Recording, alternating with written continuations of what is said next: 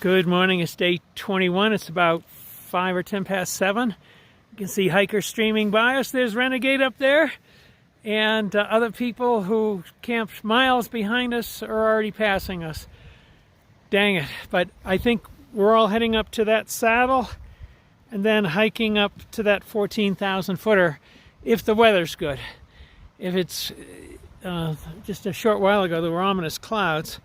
We don't want to be up on a 14er if it's raining or lightning. But we're about to shove off and head in that direction. It's going to be exciting.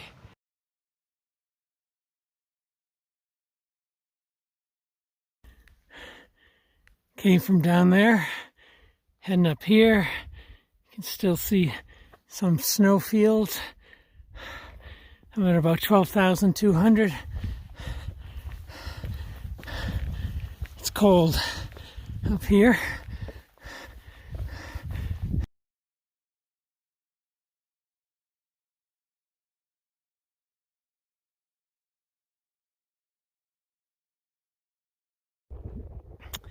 This is where I came from, down in that valley. I'm just coming across a pass. I'm like at 12,650.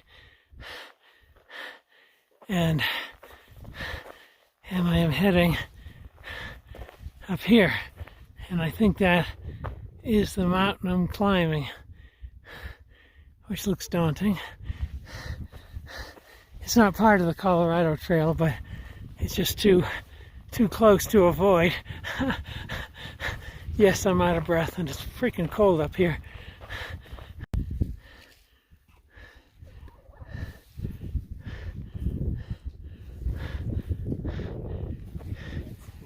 And heading up there.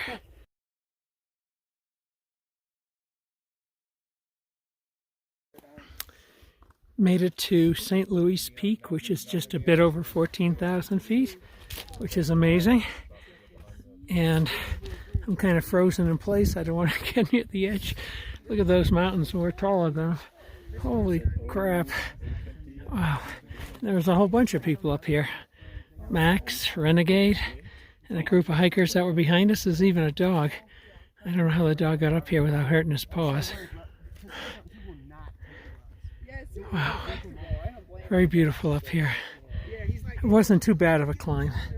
I wasn't that excited getting near the edges, and some of them were quite close because it's precipitous. Now it's snowing on us up here at 14,000 feet.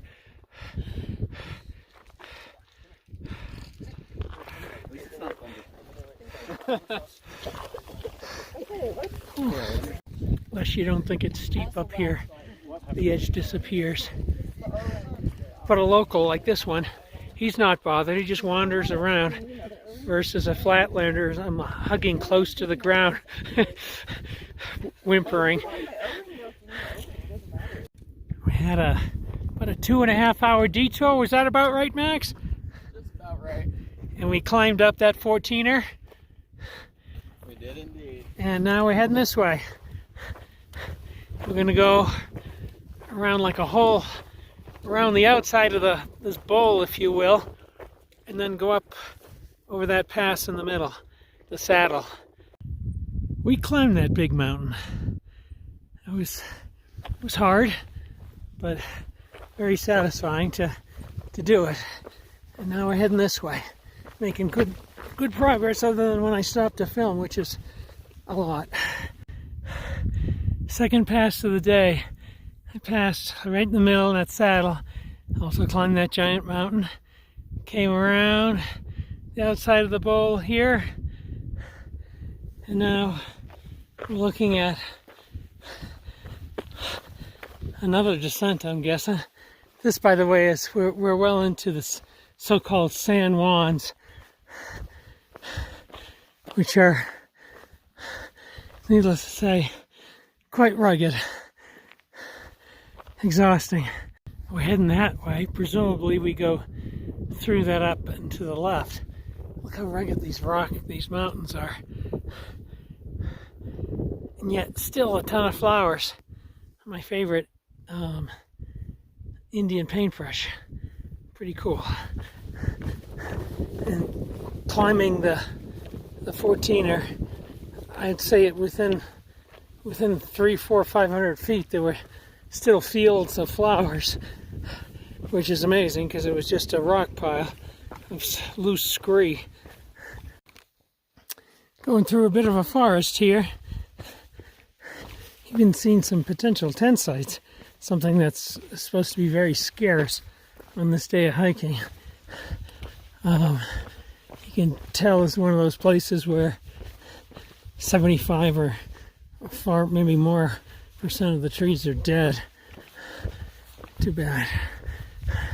Still looks beautiful, tons of flowers. There's the big mountain I climbed through the trees. Wow. Done the third pass of the day. This one was hard.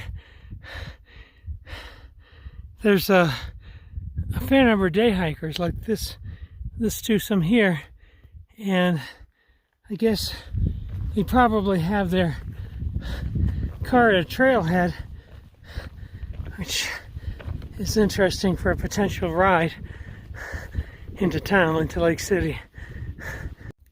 Hey guys, I came right in the center. I summited that saddle. That was the third pass of the day. Now I'm on a steep climb. And if you look way up ahead, first it looks like Egyptian pyramid of just rock. But just underneath it, there is a white, like there's a stick sticking out of the ground, and that's the fourth pass. And then I think I begin a long descent for a while. So it gets tiring. My heart's racing. That's not healthy.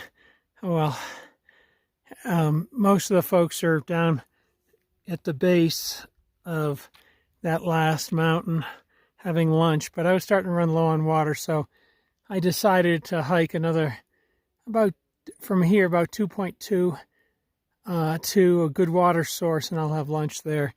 My filter's not working great, so it takes a long time to create a liter of water, of clean water. So that's my plan. Try and get there at 1-ish, maybe 1:20 or something, and have lunch. This is proving to be a very hard climb to the fourth pass. I'm taking a lot of breaks, not sitting down, but just trying to calm my breathing. It's beautiful though up here. Look at this. Holy cow. Look at all this.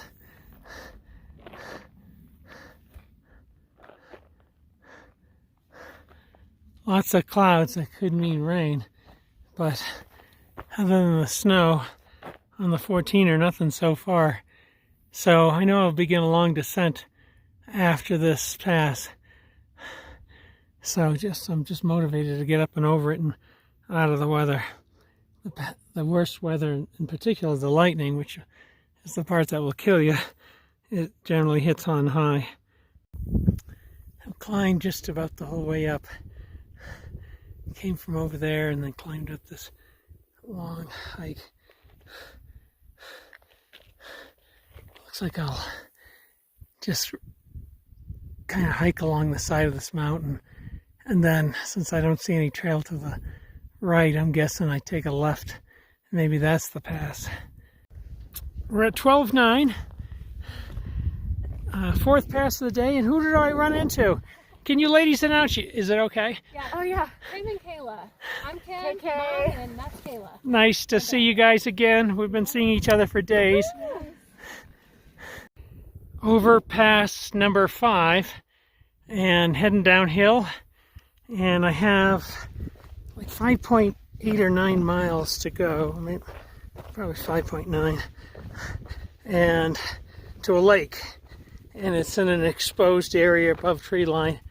But the shuttle bus is at 11:30 tomorrow morning to go into Lake City, and some of the other folks including Renegade, who's in front of me, and Max, who's behind me, are just going to do another mile or two and then have to get up in the dark and hike in the dark and do a big climb.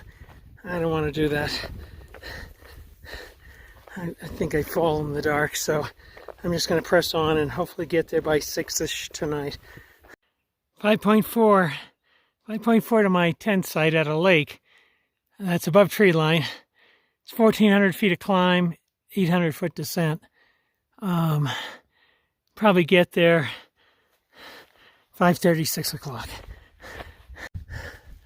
We'll just hike through pass number 6. Turns out there's pass number 7 ahead. And it's 4.6 miles to the lake. And it's getting cold. And it's a little bit of rain in the air. So, yeah, we'll see. How about that for a ski area? I'm going this way though, but I suspect there'll be another pass. I've done 6 and I believe I have to do 7. It's raining out right now. Pretty tiring, but getting by. Snack or something? Yeah. This is pass number 7, right? 7?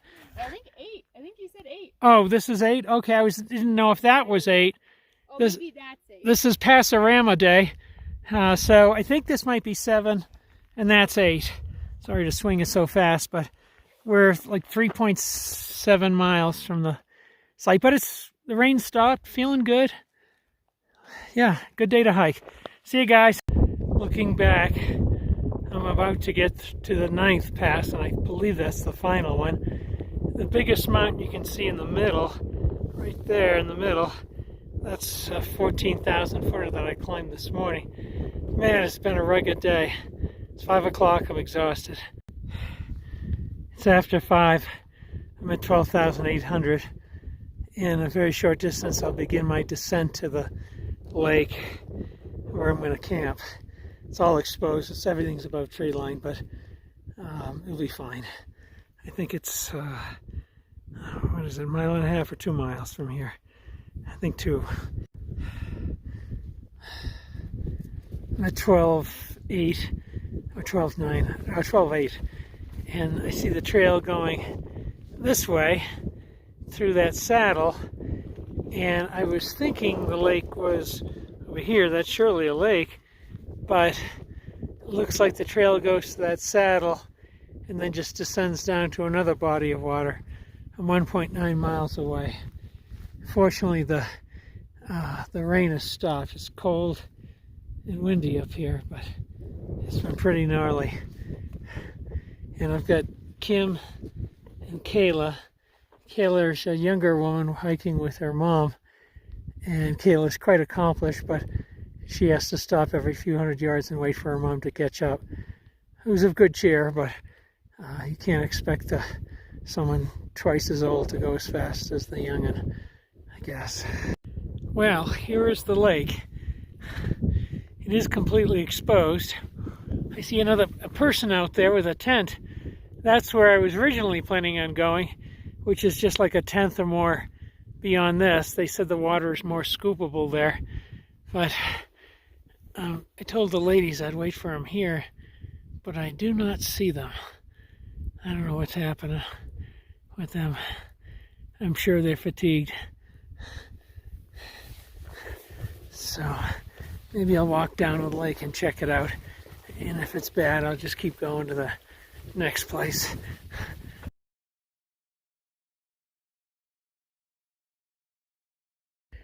Hey there, it's the end of day 21.